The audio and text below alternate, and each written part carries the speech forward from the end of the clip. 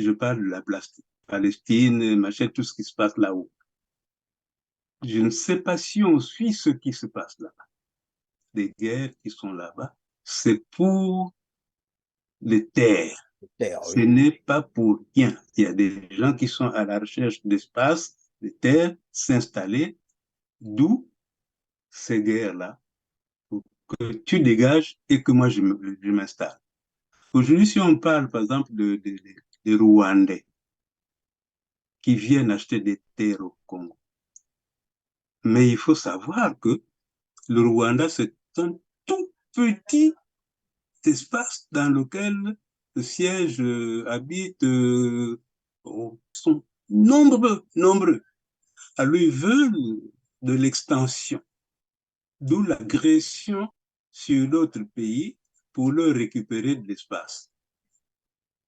Mais le Congo, en faisant ce qu'il fait, se prépare à devenir comme ces pays-là, où des gens qui sont chez eux vont être chassés de ceux qui viennent d'ailleurs.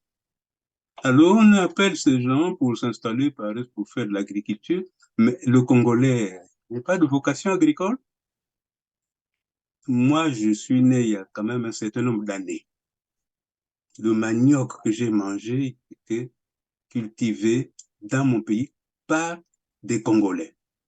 L'ananas, le maïs, ça fait tout ce que j'ai Évidemment, mangé. pendant qu'on y est, François Sumbu, pendant qu'on y est, est-ce que vous pouvez nous parler un peu de l'agriculture au Congo à cette époque-là, pour qu'on comprenne concrètement, parce qu'aujourd'hui, on veut nous faire croire que les Congolais, finalement, ne connaissent rien, ne savent rien faire, même pas l'agriculture, pour qu'on aille chercher les Rwandais qui viendront sous prétexte montrer aux Congolais comment on fait l'agriculture. Évidemment, ça nous amène donc à cette note numéro 002 DPN CPN A3TT CAB du 3 octobre 2023 qui finalement interdit désormais aux Congolais d'aller acheter les parcelles, les terrains de parcelles sur le plateau Nanga. Et près de 11 familles ont été finalement spoliées de cette zone déclarée désormais domaine public. Et c'est là ma question de savoir,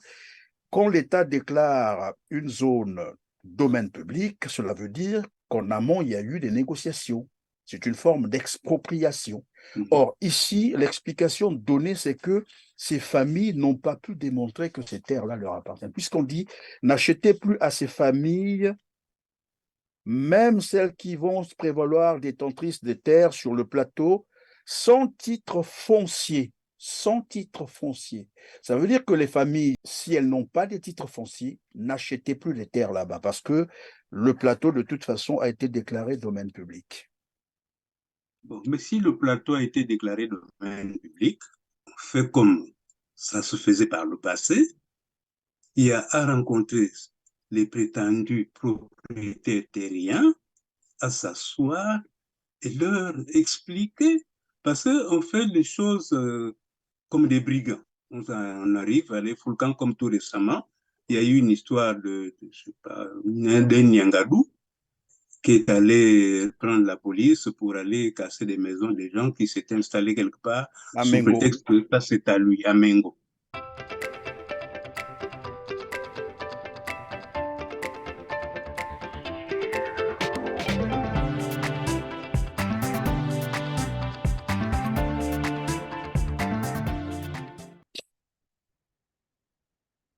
Mesdames, Messieurs, bonjour, ravi de vous retrouver sur Télar TV. Merci de votre fidélité.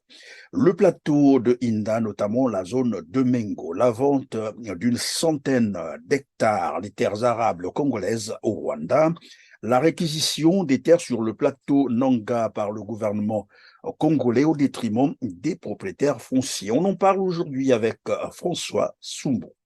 Bonjour François. Bonjour Christian.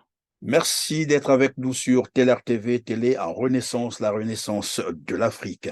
Vous êtes ancien directeur technique de l'Office national des forêts, ancien directeur de l'Office congolais des forêts, ancien directeur de la Société nationale de transformation des bois. La forêt, c'est vraiment votre domaine. Vous êtes également ancien président du MAR et ancien sénateur congolais, actuellement animateur du mouvement socio-culturel dénommé La Viliphonie, dont vous êtes d'ailleurs le fondateur. Quand j'ai dit ça, c'est toute la présentation sur vous. Oui, c'est celui-là, le Soumbou François, que vous avez sur votre plateau aujourd'hui. Et je vous remercie de m'y avoir invité de nouveau. C'est la possibilité que vous me donnez, après avoir rempli toutes ces missions que vous avez grainées là, vous me donnez là la possibilité de vous mettre au courant de ce que j'ai vécu pendant tout ce temps-là, jusqu'en 1993 où j'ai pris ma retraite. D'ailleurs, après ma retraite, je suis allé m'essayer dans les fonctions, dans les responsabilités de chef d'entreprise personnelle parce que j'étais exploitant forestier dans la Vous aviez région. été aussi secrétaire d'un syndicat, c'est ça? Oui, c'est justement quand je suis devenu exploitant forestier, c'était dans la Lécoumou. Alors, j'ai été désigné par tous les forestiers, secrétaire général du syndicat des exploitants forestiers, transporteurs et usiniers du bois du Congo. Donc, je suis très satisfait. C'est cela la présentation que vous pouvez faire de moi. Merci François. Bonjour et bienvenue aussi à ceux qui nous ont rejoints pour la première fois sur Telar TV. Je vais vous inviter à faire comme les autres, les petits gestes qui sont très importants pour nous, c'est de liker en cliquant sur le petit pouce en l'air juste en bas de cette vidéo et de partager autant de fois que vous le pourriez pour nous aider à atteindre un plus grand nombre de téléspectateurs et parfaire notre référencement. Moi, c'est Christian Perrin. François Soumbo, les terres au Congo-Brazzaville, voilà qui fait couler tant d'encre que de salive. Plus d'un seul Congolais ne se sent en sécurité au Congo-Brazzaville. D'un matin à l'autre, on pouvait être surpris d'un déguerpissement et souvent de la manière la plus violente, manu militari, sans autre forme de procès. C'est pas bon. Voilà.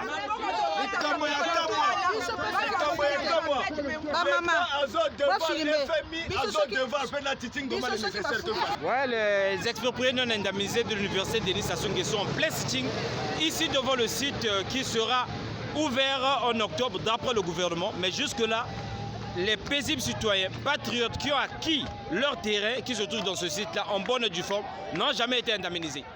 Quelle lecture globale peut-on faire sur la problématique des terres au Congo-Brazzaville avant qu'on ne revienne au cas par cas?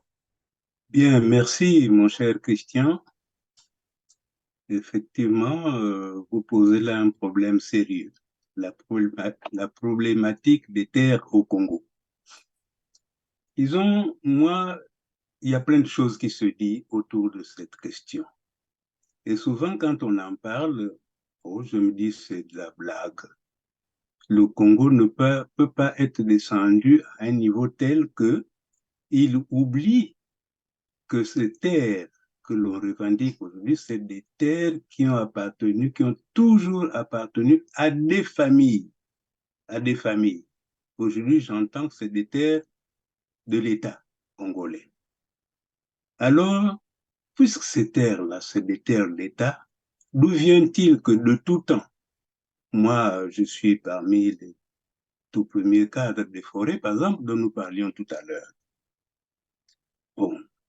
Et comme tel, à un moment donné de notre existence ou de l'existence de notre pays, il s'est fabriqué dans la tête des gens un projet destiné à nous doter d'une usine de fabrication de pâte à papier.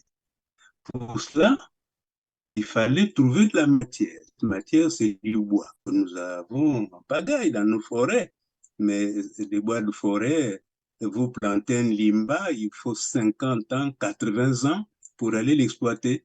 Alors, d'une coupe à l'autre, combien d'années on va attendre pour pouvoir alimenter cette usine de tout temps?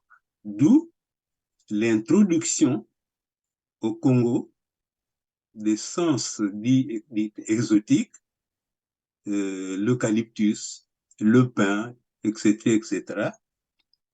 Ce sont ces eucalyptus qu'on retrouve sur le plateau Voilà, de Pindala. le machin dont nous avons peuplé nos savanes. Mais pour aller planter ces eucalyptus, ces acacias, c'est tout ce que nous avions voulu planter. Si les terres étaient des terres appartenant à l'État, mais pourquoi diable, finalement, nous avions perdu notre temps, moi personnellement et un ami qui n'est plus là de ce monde, on a perdu notre temps d'aller souvent et avant tout vers des propriétaires dits terriens, dont des chefs des familles, à qui appartenaient les terres, discuter avec, leur dire qu'est-ce que nous avions, qu'est-ce que l'État avait l'intention de faire de ces espaces libres et demander l'autorisation que nous les occupions. Sans accord de ces personnes. Pardon, monsieur François Soumbou, lorsque vous dites vous alliez voir les propriétaires de ces terres, c'est-à-dire vous représentant ou bien envoyé par le gouvernement congolais, c'est ça? Mais nous représentant l'État congolais. C'était nous les responsables des activités à venir sur ces terres-là. Mais la terre ne nous appartient pas, nous en tant qu'État ou bien nous en tant que service des eaux et forêts. Le service des eaux et forêts, c'est l'État. Alors, le service des eaux et forêts nous envoie vers les, disons, vers les propriétaires terriens pour discuter avec eux. Je vais vous raconter une affaire formidable. Là, je quitte le plateau de Inda où nous avions notre activité et nous voici sur la route du Nord au kilomètre 10-45. Par là, il y avait une grande plaine et surtout, pour nous permettre d'installer, de mettre nos pépinières, il y avait là-bas un lac circulaire appelé l'anneau de Saturne. Nous sommes allés, un ami qui est décédé et moi-même, c'est nous qui étions constamment avec M. Claude Dacosta, inspecteur général des eaux et forêts, c'est notre grand patron qui nous a envoyés partout. Nous avons dû aller là-bas, ça s'appelait, j'ai oublié le nom du village, devenu aujourd'hui... C'est pas Igné? Comment ça va? Igné, c'est ça? Ah, Igné, voilà. Nous sommes allés à Igné rencontrer des chefs tékés là-bas, à qui nous avons expliqué l'objet de l'occupation de ces terres que nous voulions. Et avant de nous installer, il fallait que nous ayons l'accord et l'autorisation. Voilà. L'autorisation. Ils avaient d'ailleurs, ils ont failli même nous refuser parce que ce lac appelé l'anneau de Saturne pour eux était un endroit sacré. Et qu'on aille mettre ces arbres-là tout autour, surtout qu'on allait tirer l'eau du lac, constituait pour eux un danger et que le Mami Wata pouvait, un jour ou l'autre, envoyer du vent et tout, balayer tout. Moi personnellement, et c'était souvent moi qui conduisais, j'étais chef de service de recherche des forêts, en attendant de devenir autre chose, chef de service de recherche. Donc, nous sommes allés discuter avec eux. Il me dit, papa, ça, on ne peut pas le faire. Je lui ai dit, il me dit, le lac que vous voyez là, c'est très dangereux. Le jour où le Mami Wata entend le bruit, nous, on est perdu ici. Il dit, écoutez, moi aussi, je crois à ce choses-là comme vous. Encore que quand on parle des Tékés, on voit peut-être aussi les Vili, ils ont tous à peu près les mêmes comportements face aux choses de la nature. Il n'y aura rien. C'est moi qui vous le promets. Moi, je sais comment ça va se passer, il n'y aura rien. Après moult débats, compte rendu à notre chef et retour de temps en temps, on a fini par nous donner l'autorisation de nous installer à Kinkele installé notre pépinière et nous avons commencé à mettre nos eucalyptus. D'ailleurs, nous avions fait une très belle route par là, sur laquelle était venu se poser un petit coucou que nous avions dû appeler de toute urgence parce que le président Marien Gouabi aurait échappé à un attentat à Pointe-Noire, semble-t-il. Il fallait l'évacuer rapidement sur Brazzaville et nous avions appelé Lalanne, un exploitant forestier, pour qu'il vienne nous le prendre. L'avion qui a ramené le président qui échappait à une espèce de coup d'État s'est posé devant notre campement, notre chantier, et ce chantier que nous avons installé à la suite de plusieurs journées ou heures de conversation, d'explication avec les chefs, les propriétaires terriens. C'était pas des terres de l'État, ça. Et partout où nous avons pu faire quelque chose, ça s'est passé comme ça. Et quand je repars sur le plateau de Yinda, ce plateau était, quand vous arriviez à ce que vous savez être le Mongon Kamba, le village s'arrêtait en bas. Ensuite, vous montez, vous arrivez sur le plateau. Là.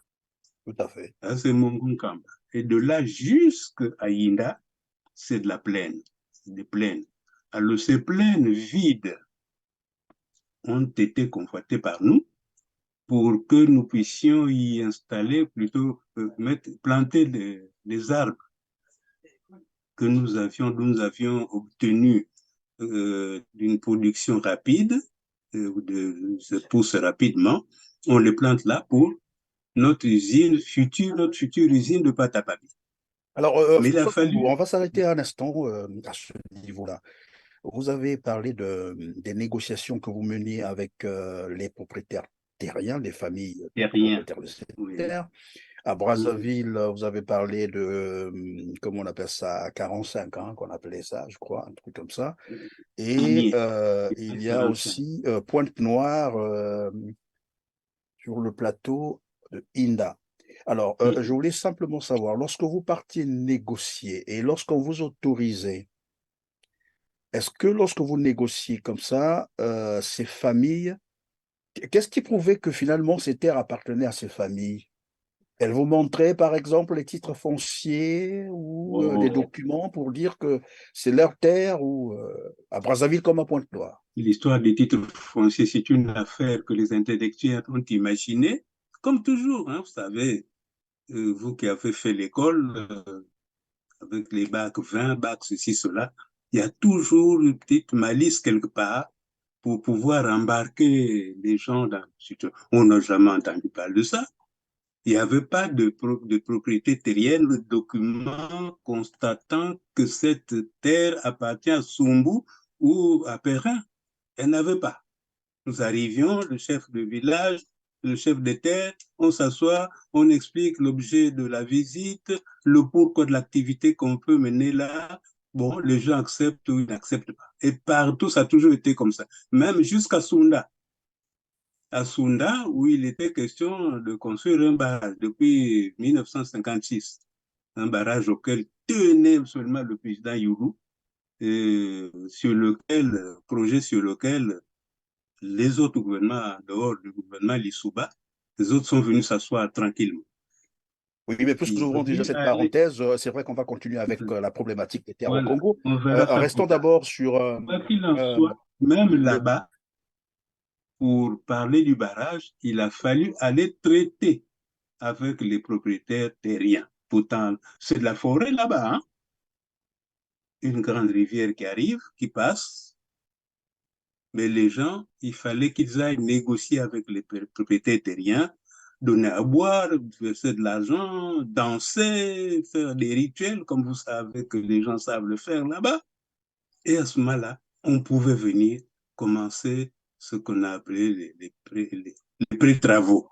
Partout, donc, ça a toujours été comme ça. Alors, nous n'avions jamais été quelque part où on a demandé aux populations de nous montrer leur titre foncier.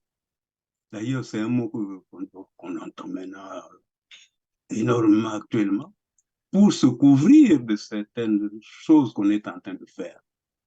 Pardon, François Assoumbou, de certaines choses qu'on est en train de vouloir faire, vous avez dit tout à l'heure. Évidemment, on va rester un peu sur, évidemment, ces négociations-là. Je vous posais la question de savoir si réellement ces familles avaient des dossiers ou des documents, comme on les exige aujourd'hui à ces familles propriétaires de ces terres-là. Vous avez dit ça n'existait pas en ce temps-là. Mais ce que je retiens finalement du développement que vous venez de faire, c'est l'État qui va négocier les terres vers les familles propriétaires de ces terres. Et comme quoi l'État, les terres n'appartiennent pas à l'État. C'est ce que j'ai semblé comprendre. L'État négocie pour avoir des portions de terre. Moi, justement, par rapport à ce vécu-là, je me demande d'où est-ce que ça, d'où vient-il qu'aujourd'hui on parle des terres appartenant à l'État, alors que hier, c'est sur ces mêmes terres que nous sommes installés, avec la permission de ce qu'on appelait des propriétaires terriens, qui n'avaient pas un seul document à nous montrer. De toutes les façons, moi, mon grand-oncle dans mon village de Inda, à 38 km de Pointe-Noire, ne m'avait jamais montré quelque papier que ce soit qui dispose que ces terres-là, c'est les tiens, ça commence ici, ça finit là-bas. Non, rien. Et chaque fois qu'il a voulu donner des morceaux de terre à des gens qui en voulaient pour se bâtir une petite piole, ben, c'est lui qui partait, qui donnait. Après, c'est ma mère qui s'en est occupée. Donc, si ma mère avait des papiers, des titres fonciers, je suis sûr qu'on les aurait vus. D'ailleurs, on me les aurait donnés, puisque moi qui vous parle, je suis censé être le propriétaire terrien des terres sur lesquelles ont régné mes grands-parents, mes parents, et sur lesquels je règne moi-même, bien qu'étant ici, mais j'ai quand même nièce, neveu, cousin, tout ce que vous voulez là-bas. Ils n'ont aucun papier. Aujourd'hui, on le leur exige d'ailleurs. Oui, évidemment, c'est là, François Soubou, je voulais dire, c'est quand même inimaginable que l'on puisse demander, par exemple, à une famille propriétaire des terres de présenter un titre foncier, j'imagine, pour une famille qui a 1000, 2000, 3000 hectares de terres, aller faire un titre foncier, on sait ce que ça coûte, mais encore là, la question reste posée. Je voulais évidemment, ça nous amène donc à cette note numéro 002 DPN CPN A 3 TT CAB du 3 octobre 2023 qui finalement interdit désormais aux Congolais d'aller acheter les parcelles, les terrains de parcelles sur le plateau Nanga. Et près de 11 familles ont été finalement spoliées de cette zone, déclarée désormais domaine public. Et c'est là ma question de savoir, quand l'État déclare une zone domaine public, cela veut dire qu'en amont, il y a eu des négociations. C'est une forme d'expropriation. Or, ici, l'explication donnée, c'est que ces familles n'ont pas pu démontrer que ces terres-là leur appartiennent. Puisqu'on dit, n'achetez plus à ces familles, même celles qui vont se prévaloir détentrices des terres sur le plateau, sans titre foncier. Sans titre foncier. Ça veut dire que les familles, si elles n'ont pas de titre foncier, n'achetaient plus les terres là-bas parce que le plateau, de toute façon, a été déclaré domaine public. Bon, mais si le plateau a été déclaré domaine public, on fait comme ça se faisait par le passé, il y a à rencontrer les prétendus propriétaires terriens, à s'asseoir et leur expliquer, parce qu'on fait les choses comme des brigands. On arrive à les Foulkan comme tout récemment. Il y a eu une histoire de je sais pas, d'un Nyangadou qui est allé prendre la police pour aller casser des maisons des gens qui s'étaient installés quelque part sous prétexte que ça c'est à lui, à Mengo. Très chers compatriotes congolais à travers le monde, comme vous pouvez le constater, je suis bel et bien à Mengo, plus précisément à Boukoudi-Boali, où monsieur Cheikh Amadou Nyangadou a terrorisé, je dis bien, terrorisé plusieurs familles congolaises tout en cassant leurs maisons. Par sa puissance financière, M. Cheikh Amadou Nyangadou a réussi à manipuler nos juges, nos militaires, nos gendarmes et nos policiers contre les paisibles familles ici, tout en cassant leurs maisons. Pendant que je vous parle, plusieurs familles passent des nuits sous la belle étoile et à même le sol à cause de cet acte de M. Cheikh Amadou Nyangadou, consul du Mali à Pointe-Noire. Pour nous, les organisations de la société civile et des droits de l'homme, dirigées par M. Joe Washington Ebina, cet acte de M. Cheikh est un acte du terrorisme urbain. Nous accusons M. Cheikh Amadou Nyangadou du terrorisme urbain. Par conséquent, il doit être arrêté. La vraie place de ce monsieur est en prison. Il doit être arrêté. Et nous disons, les terres de Boukoudi Boili, un héritage de nos enfants, seront récupérées. Croyez à ce que je dis, ces terres seront récupérées. Pour preuve, je suis habillé en t-shirt sur lequel est écrit « Le Congo n'est pas à vendre ». Ces terres seront récupérées. Mais ce n'est pas possible. Appelons les gens, expliquons-leur de quoi il ressort, quand bien même tout le temps, je pense qu'il y a monsieur le ministre Madiala qui tient tout le temps des réunions à Pointe-Noire. C'est lui, là-bas, on décide, dans telle famille, oui, elle est, comment il s'appelle ça, acceptable ici, etc. Comment ils jugent de l'acceptabilité de cette famille-là de disposer, enfin, de jouir de leur terre et de leur attribuer des arrêtés. Je ne suis pas là-bas au pays où nous avons nos textes. Autrement, il y a plein de documents qui sont sortis suite à ces machins-là, que l'on comprenne, nous, les familles, nous n'avions, personnellement, moi-même qui parle, moi, je n'ai aucun papier. J'ai simplement appris qu'il faut que le cadastre aille faire des délimitations avec les familles limitrophes, qu'on sache ceci, qu'on sache ça. C'était parce que il y a trop de désordre entre ces propriétaires-là. Moi, je vends ici, demain, Christian arrive, il revendique l'endroit que j'ai vendu, moi, lui aussi, il va, mais il y a ce désordre-là qu'il faut arrêter.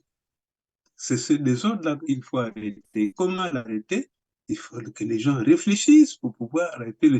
Mais interdire aux gens d'aller acheter quelque part sous prétexte que les familles ne présentent pas de titre foncier, là, c'est moi, j'appelle ça simplement du brigandage. Parce que ça n'a jamais été comme ça. Si on veut régulariser ça, il faut qu'il y ait, pourquoi pas même des états généraux. Il y a encore des vieux qui vivent, qui existent, qui savent, qui connaissent tout ça. Les jeunes qui arrivent, ça. Hein?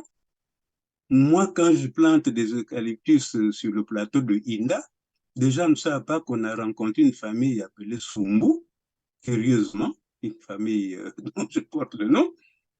On a rencontré la famille Sumbu avec laquelle on a traité, leur expliquer le pourquoi de tout ça, l'intérêt de tout cela, et nous avons dû débourser de l'argent pour, c'est peut-être pas un dédommagement, mais les traditions africaines veulent que quand vous rendez visite à des amis avec lesquels vous réglez un problème, mais vous offriez quelque chose. On a donné de l'argent, on a donné à boire, on a festoyé. C'est comme là où on pourrit les pauvres populations à un village proche de Inda, où on fait du pétrole. Mais nous sommes allés vers ce village pour dire qu'il y a du pétrole qui va, un machin, il y a du pétrole dans vos terres là, voilà, on en voudrait. C'était avec le ministre Tati Loutard qu'on est allé là-dedans, qu'on a eu plein de discussions avec les chefs des terres. Dieu sait s'ils étaient nombreux, que nous avons reçus à Pointe-Noire. Et c'est une société appelée Zeta Congo qui devait s'installer là-bas. Zeta passe naturellement par l'État. L'État met ses services en mouvement, entre autres, aller vers les populations, leur dire ce qui va être fait, comment est-ce que ça peut être fait, et pour qu'ils ne soient pas surpris. Ils donnent de l'argent. Les familles se partagent. Voilà comment ça a toujours été. Qu'aujourd'hui, on a à dire que les familles n'ont pas de titre foncier. Mais depuis quand est-ce que cette histoire de titre foncier a été instituée? C'est sûr, ça a Et c'est toujours. évidemment la question que je voulais vous poser, François Assoumbou, c'est est-ce qu'on peut imaginer finalement, ou désormais, les familles, c'est-à-dire les propriétaires terriens, aller vers l'État cette fois-ci pour aller demander ou l'attribution des titres fonciers et comment ça devrait se passer finalement? Est-ce qu'on peut imaginer ce scénario finalement? Mais puisque l'État joue au plus fort, c'est l'État qui a la force. Moi, propriétaire de foncier, j'ai quoi comme force pour faire face à l'État? L'État vient pratiquement pour m'imposer son point de vue. Parce qu'il arrive même qu'on ne veuille pas entendre ces terriens-là qui viennent discuter avec le responsable de l'État. Et quand on discute, il y en a même qui se sont fait prendre en pleine réunion. La police arrête celui-là, vous l'amenez. Et puis le gars se fait mettre, je ne sais pas, à la police 3-4 jours avant d'être libéré. C'est du moins ce que j'apprends.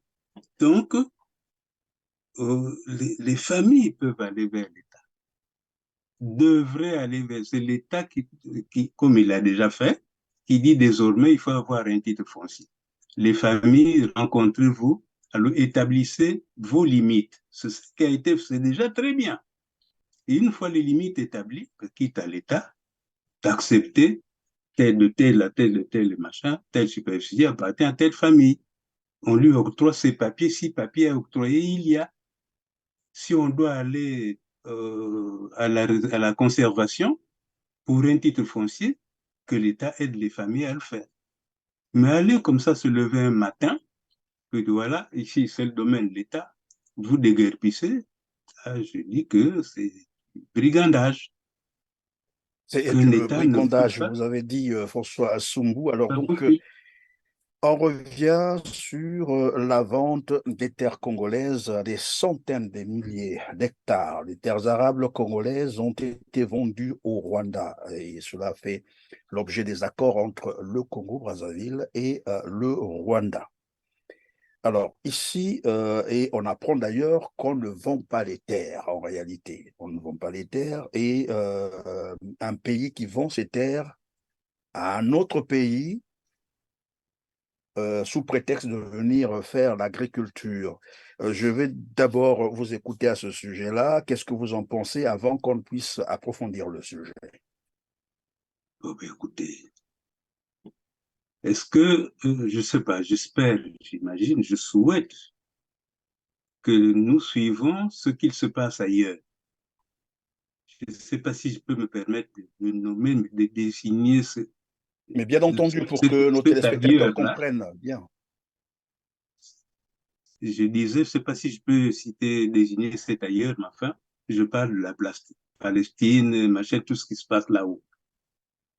Je ne sais pas si on suit ce qui se passe là-bas.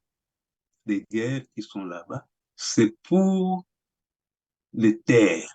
Terre, Ce oui. n'est pas pour rien. Il y a des gens qui sont à la recherche d'espace, de terres, s'installer, d'où ces guerres-là, pour que tu dégages et que moi je m'installe. Aujourd'hui, si on parle par exemple des Rwandais qui viennent acheter des terres au Congo, mais il faut savoir que le Rwanda, c'est un tout petit espace dans lequel le siège habite, sont nombreux. Alors, ils veulent de l'extension, d'où l'agression sur d'autres pays pour leur récupérer de l'espace. Mais le Congo, en faisant ce qu'il fait, se prépare à devenir comme ces pays-là, où des gens qui sont chez eux vont être chassés de ceux qui viennent d'ailleurs. Alors on appelle ces gens pour s'installer, pour faire de l'agriculture, mais le Congolais n'a pas de vocation agricole. moi, je suis né il y a quand même un certain nombre d'années. Le manioc que j'ai mangé était cultivé dans mon pays par des Congolais. L'ananas, le maïs, ça fait tout ce que j'ai Évidemment, mangé pendant qu'on y est, François Sumbu, pendant qu'on y est, est-ce que vous pouvez nous parler un peu de l'agriculture au Congo à cette époque-là, pour qu'on comprenne concrètement, parce qu'aujourd'hui, on veut nous faire croire que les Congolais, finalement, ne connaissent rien, ne savent rien faire, même pas l'agriculture, pour qu'on aille chercher les Rwandais qui viendront, sous prétexte, montrer aux Congolais comment on fait l'agriculture. Est-ce qu'on peut parler de l'agriculture? Mais c'est ceux qui le disent, ceux qui disent là, c'est parce qu'ils n'ont jamais su ce que c'était que l'agriculture. Peut-être encore que ceux qui le disent, c'est des gens modernes. C'est pas des gens de mon époque à moi. Mon époque, tout le monde savait que on mangeait à la sueur de notre front. Et cette sueur, c'était pas en restant à la maison, on se met à transpirer, qu'on trouve à manger. Ça veut dire que nous, on faisait l'agriculture au village, je veux dire, et c'est ça qui a permis à nos parents de faire de nous ce que nous étions devenus, et nous aussi de faire de nos enfants, au moins jusque-là, ça tient encore, ceux qui sont devenus. L'agriculture. Nous étions à l'école, pendant les vacances, on courait pour aller faire les plantations avec les papas, les mamans. Plantation de bananes, de maïs, de manioc, d'igname, de tout, fait par les Congolais. Maintenant, pour prendre l'ensemble des Congolais, vous savez, dans notre pays, chaque partie du pays a nourri le Congo. Je pense, par exemple, à cette région de la Bouenza, une région gâtée par la nature. Vous mangez une orange, vous jetez le pépin, demain vous revenez, vous trouvez un oranger debout. Une image, simplement pour vous faire comprendre comment est-ce que c'était riche. Et nos parents, et de là jusque dans la Lékoumou, les parents, ils travaillaient pour nourrir le Congo. Les produits de cette famille partaient des villages jusque sur la colonne vertébrale du Congo qui s'appelait chemin de fer Congo-Océan. Je me souviens, à une gare comme celle de Brise, qu'ils ont appelée aujourd'hui Bouansa, oui, qu'on appelle Bouansa aujourd'hui, mais quand le train arrivait là, trouver les gens venus de toutes les parties de la Lékoumou, avec tout ce qu'ils ont comme production à parquet. Donc le Congolais est par essence un terrien. C'est quelqu'un qui fait de l'agriculture pour vivre. S'il n'y avait pas l'agriculture, le Congolais ne vivrait pas. Alors que Je prends la part. Donc, dans le même temps, disais-je, Sassou Nguesso pense que les Congolais, c'est des paresseux. Et ça, il l'a dit à Paul Kagame une fois, il était en visite, je crois, au Rwanda, il l'a dit, les Congolais, c'est des paresseux. Est-ce que c'est partant de là qu'il s'est dit, bon, écoutez, je prends les Rwandais pour venir sauver les Congolais, entre guillemets? non, ça, je ne sais pas. Je n'ai pas été là pour entendre ce qu'il a dit. S'il l'a dit, c'est dommage. Je voulais dire autre chose. Hein. C'est parce que là, ce monsieur, il aime quand même son pays pour aller le livrer de cette façon-là. Il sait même que déjà depuis le village, parce qu'il n'a pas commencé par être en ville, lui, hein, depuis le village là-bas, il a vécu l'agriculture, il a vécu de poissons, pêcher, tout ça, ça relève aussi de l'activité paysanne. La population congolaise est paysanne. Et cette population a mangé des produits par elle-même jusqu'à aujourd'hui où on apprend que c'est d'autres personnes qui devraient le faire. Le Congolais a toutes les capacités de tout faire.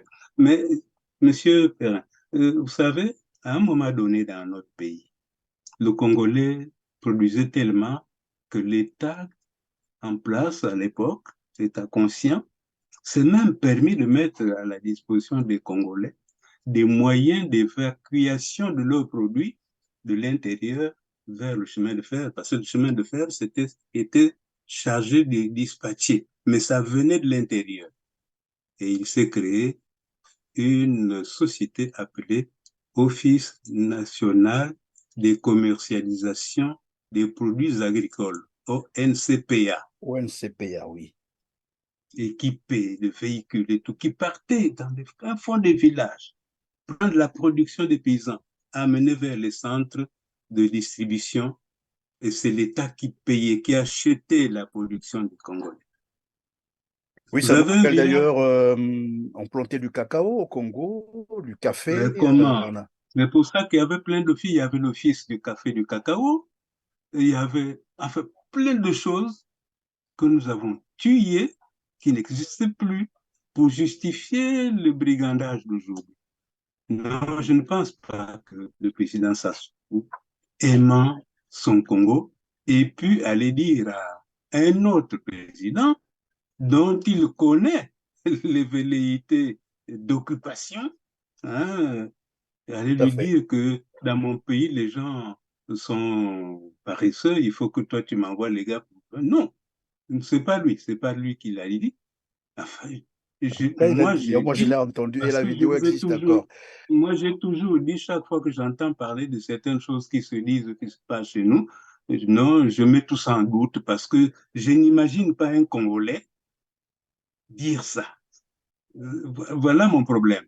Mhm. Et Tout à fait. Alors, surtout, on va revenir, venons-en, sur l'aspect sécuritaire de ces accords, c'est-à-dire la signature de ces accords de vente des terres arables du Congo au Rwanda. Est-ce qu'on peut se projeter dans le temps, c'est-à-dire dans l'avenir? Quel risque cela peut avoir pour les Congolais? Monsieur Perrin, il faut faire arrêter tout ça maintenant. Il faut faire arrêter cela pour la sécurité, justement, des Congolais. Le Rwandais, allez d'ailleurs, allez voir ce qui se passe là, À l'est entre, de la RDC. à l'Est là-bas. Eux, c'est des gens expansionnistes. Ils veulent donner des terres. Le Rwandais, tu vas l'installer quelque part, demande-lui de dégager, ben, il te fait la guerre. Voilà le problème. Donc, le Congolais, s'il continue à cette allure, si tout ce qui se dit là est vrai, qu'on a vendu des terres à ces gens, ou bien cédé des terres pour une durée de En tout cas, là, 99 ans. je peux confirmer que c'est vrai parce que on a entendu Denis Christel Sassou Nguesso lui-même tenir un Ah discours bon, dans ce sens et le dire. c'est un jeune, il ne connaît pas le pauvre garçon. Et je crois que les Congolais vont l'arrêter un jour, le retenir, lui dire de prendre, de mettre des gants. On ne dit pas ça n'importe comment. Ça se passe comme ça. Même dans ce pays où nous sommes, il y a maintenant des gamins au pouvoir à tous les niveaux, mais vous n'imaginez pas ce qu'il se passe. Hein? Donc, ce qui va arriver aux Congolais, c'est cela. Ils vont être étrangers sur leur propre terre. Et quand ils voudront, j'allais dire même s'insurger, ce sera trop tard. On va leur taper dessus, ils vont disparaître et la terre congolaise va revenir à un autre pays, à d'autres personnes. Les exemples sont légion. Au jour d'aujourd'hui, il y a des guerres. Là, vous entendez des guerres Israël, machin, machin. C'est des guerres pour les terres. Ce n'est pas des guerres parce que les gens veulent essayer les armes que leur donne Washington, Paris, machin, machin. Non. Il y en a qui étaient sur leur terre, d'autres qui étaient chassés par-ci, par-là, qui recherchaient des terres où s'installer. Des puissances sont venus leur dire, mettez-vous là, vous devez vous mettre là.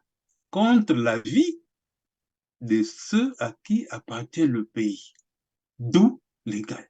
Les guerres tout le temps, tout. Et c'est vers cela que va le Congo. Si tout ce qui se dit là, c'est vrai, le Congo se prépare, enfin les Congolais se préparent à ne plus être dans leur pays. Demain, ça va être terrible pour le Congolais. Et si le Congolais ne relève pas ça déjà maintenant, qu'il prenne conscience de ce danger qu'on lui prépare, c'est dommage. Je regrette l'époque même. Pourtant, nous avons été formés au Congo pour être des lutteurs. Je pense même à cette jeunesse que nous constituions à l'époque, qui disait jeunesse, énergie du Congo, comme une balle sort du canon. Non, comme une balle est sortie du canon, marche droit vers je sais pas quoi là, et prends tes responsabilités. Oui, passer cette jeunesse. Je vois même certains de cette jeunesse-là dans le lot de ceux qui prennent certaines décisions jour le jour. Mais d'où vient-il qu'on fasse comme ça? On n'aime plus ce pays, on n'aime plus notre propre pays. Comment expliquer? Moi, je m'explique pas ça. C'est pour ça que parfois je dis non, c'est pas vrai, ça n'existe pas. Parce qu'il faut le faire. Je suis chez moi, j'appelle des gens, et voilà, occupe cette chambre-là. Mais je sais que ce type qui n'a rien, il ne va pas accepter que moi je le déloge. Jamais. Donc le Congolais s'attend à une Sinon, occupation. à la rigueur, le jour où vous allez lui demander de sortir, il va vous poser plutôt la question de savoir, mais je vais aller où? Bien sûr, c'est ça qui va se passer. Vous voyez même, allons en Afrique chez nous, là-bas, en Afrique qu'ils appellent le Sahel. Vous voyez comment la France s'accroche à des choses. Un grand pays comme celui-ci, Il ne veut plus quitter le Sahel. qui ne veut plus quitter le Sahel. Et tous les jours, c'est des menaces. Il n'y a pas plus tard que, je ne sais pas quel temps là, il y a un président de commission à l'Assemblée nationale ou bien au Sénat qui dit qu'on doit faire la partition de ce pays. Nos armées sortent, mais ils vont repartir. Voyez-vous. Donc, c'est terrible cette affaire des terres-là. Et je crois que les gens, comme on n'a pas de vision chez nous, bon, on pourrait faire de ça, par exemple, un problème, qu'on le mette sur la table et qu'on en discute, qu'on en discute. Surtout que c'est là où on amène n'importe quoi. Là, en ce moment, on parle d'une affaire de 4 climats, je ne sais pas, excusez-moi d'appeler ça comme ça. On vient traiter des climats chez nous. Ça veut dire quoi ça? Nous, chez nous, quand on parle climat, nous voyons notre saison sèche, nous voyons c'est plus sauvage qui noie nos villes. Mais parlons de ça, c'est nous. Comment régler ce problème? Que les villes ne soient plus noyées sous les pluies. Oh, mais non, il y a une réunion des 4 bassins. On laisse les problèmes essentiels, les vrais problèmes, ce qu'il faut pour, c'est pas moi, donner à la population ce dont il a besoin. On va s'accrocher à des trucs qui n'ont aucun sens pour nous. Monsieur Perrin, vous me direz à la fin, tout à l'heure, que vous savez certainement mieux que moi, qu'est-ce que c'est que cette affaire des 4 bassins et qu'est-ce que ça rapportera à notre pays? Un pays qui a tout pour être tranquille, oui, c'est normal. Vous savez, nous, on a un village au Kouilou qui s'appelle Bakouilou. Pour y aller, on arrive d'abord à un village appelé Bamadionka, plutôt. On arrive dans un village appelé Bakouilou, où le fleuve Kouilou vient se jeter à la mer. Et tout au bord, là, c'est plein de mangroves. Vous savez, l'importance de la mangrove.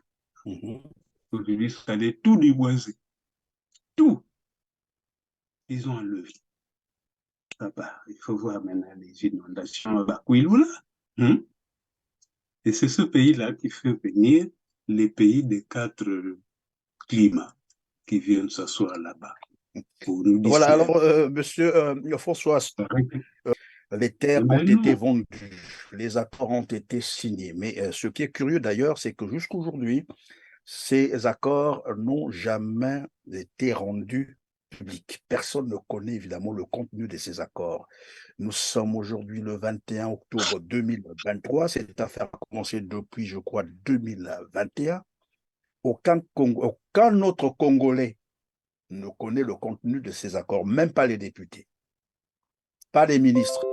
Les seuls qui connaissent le contenu de ces accords, à mon avis, c'est Sassou Nguesso et son fils.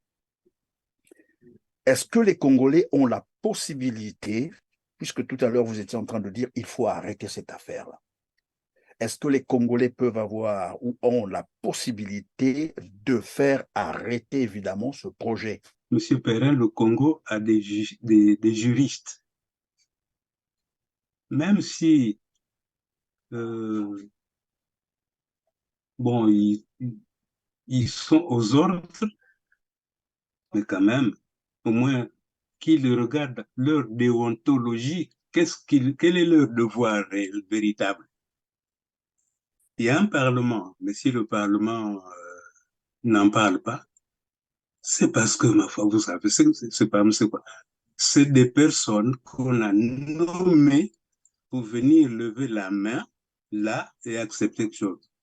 On leur a pas, ils entendent parler de ce dont vous me dites là, dont vous me parlez. Il n'y a rien, aucun mouvement quelque part pour interpeller qui est à l'origine de cela. Donc, pour ce qui me concerne, en tout cas, je devrais dire, bon, ces choses-là, c'est nul et de nul effet parce qu'il n'y a rien qui se fasse, quelque chose d'une telle grandeur ne peut pas se faire dans un pays sans que le Parlement ne statue sur la question. Donc, pour moi, ça n'existe pas. C'est nul, ces choses-là, ça n'existe pas. Oui, mais de l'autre côté, pardon, François Soumbo, il peut arriver parce qu'il faut voir tous les cas de figure. Les Congolais pensent que ces accords sont nuls et nuls d'effet parce que d'abord, la signature de ces accords viole la Constitution, tout le monde le sait. Absolument. Le Parlement n'a jamais statué là-dessus. Personne, mais en tout cas personne, en dehors, comme je l'ai dit, de Denis Sassou Nguesso et son fils. Mais il y a un cas de figure, c'est que pendant qu'ils sont au pouvoir, ils peuvent mettre à exécution ces accords. Puisque personne ne s'oppose, ils peuvent mettre à exécution ces accords. Ces gens-là vont s'installer. Prenons qu'ils restent là 2 ans, 3 ans, 4 ans. Quelqu'un disait même, bah, écoutez, lorsque ces Rwandais vont arriver au Congo, ils vont mettre au monde, ils vont vivre comme tout le monde, ils vont se marier et ces enfants-là vont grandir. À 20 ans, 25 ans, vous devrez à ces enfants-là de rentrer chez eux, ils ne vont pas accepter. Donc, s'ils mettent ça à exécution, ça veut dire que les Rwandais s'installent au Congo. Et même si ce pouvoir partait, les Congolais seront devant un fait accompli. Voilà pourquoi je parlais de la sécurité, parce que ce sont là les accords qui engagent tout le Congo, tous les Congolais en fait. Donc, le mal risque d'être fait et ça sera difficile finalement de défaire. Voilà pourquoi je pose la question de savoir aujourd'hui qu'est-ce que les Congolais peuvent faire. Parce qu'on a beau dire, bon, on va parler, on va dire, on va s'adresser aux juristes, mais si le mal est fait, ça sera dangereux pour les générations qui vont venir. Peut-être pas nous qui voyons comment les choses sont en train de se passer, mais ceux qui vont venir.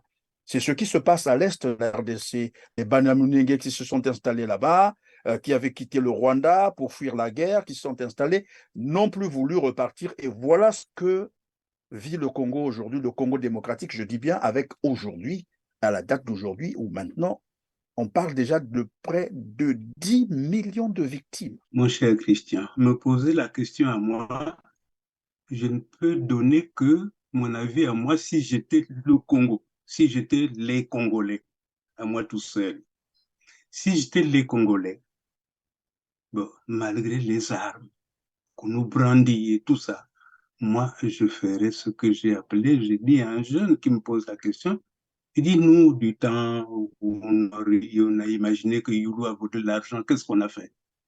Nous avons eu des grands qui nous ont organisé, les Ndalagraï, les André Ombessa, les Ange Diawara, pour aller dans la rue dire, papa, il faut quitter. Dégage. Nous devrions arrêter d'avoir peur et de nous lever. Il n'y a rien qui puisse se faire sans protestation. Si les gens laissent faire comme ça, c'est que, ma foi, bon, ils sont contents, ça va, on n'a qu'à rester. Mais si on n'est pas d'accord avec ce qu'il se fait, il faut absolument que on se lève. Mais pour se lever, il faut des gens pour conduire ce mouvement, des gens qui se lèvent. Il n'y a personne pour le faire. Parce que tout le monde se dit, comme il y a de l'armement en face, dès que vous dites un mot, vous tape dessus, ben, nous risquons de vivre ce que vous avez décrit tout à l'heure, comme je décrivais moi aussi. Donc moi, si j'étais moi le Congo, j'irais dans la rue pour arrêter tout ça. Maintenant, effectivement. Parce que si on attend, ce sera trop tard. Ce sera trop tard. Alors, Voilà, si les Congolais, il faut secouer toutes les branches du baobab pour que on voit quelque chose. Si on ne fait rien, c'est la catastrophe. alors donc les Congolais doivent vraiment secouer les branches du baobab avant que le pire n'arrive. Alors, monsieur François Soubou, c'est la toute dernière question et on met fin à l'émission. Que sont devenus finalement les zones en défense à Pointe-Noire? Je Les zones, vois un peu les côtes sauvages, plages, et puis probablement aussi le long, comme vous l'avez dit, hein, en allant vers Diosso, je crois. mais que sont devenus ces endroits? euh, Ces zones vont disparaître. Ce sont des zones qu'on a déclarées des zones en défense. Voilà le terme. Mhm. Zone en défense. Donc, il ne faut pas aller y construire. Très bien. Mais au niveau de la côte, les gens ont Bien. construit, hein. Il y a même, je crois pas, je ne sais pas si Mais, l'hôtel en question existe encore là. On appelait ça Tuiga, c'est ça? oui, Les la gens ont Tuiga, construit même sur. sur, sur je crois, les vacateurs principaux de toutes les eaux de la ville. Ils ont construit dessus, et de sorte que quand il pleut, bon, les eaux ne peuvent plus aller circuler vers la mer, et ça vient former un lac là où il y a le consulat général de France. Et Et pour la se banque moquer de nous, centrale, on je voit crois, c'est ça? la Banque centrale, le tribunal, et voilà les jeunes Français qui se moquent même de nous parce qu'ils utilisent des canaux et ils montent là. Pour vous dire que c'est vraiment une rivière. Bon, donc, on a construit jusque là où il ne faut pas construire. Il y a eu une loi qui dispose que là, en bord de mer, entre là où tombent les vagues et, je sais pas, 100 mètres, on ne doit pas construire. Après, on s'en fout, ils construisent. Qu'est-ce qui ne va pas? Qu'est-ce qu'il se passe pour qu'on laisse tout ça? Moi, je me dis, mais finalement, quoi?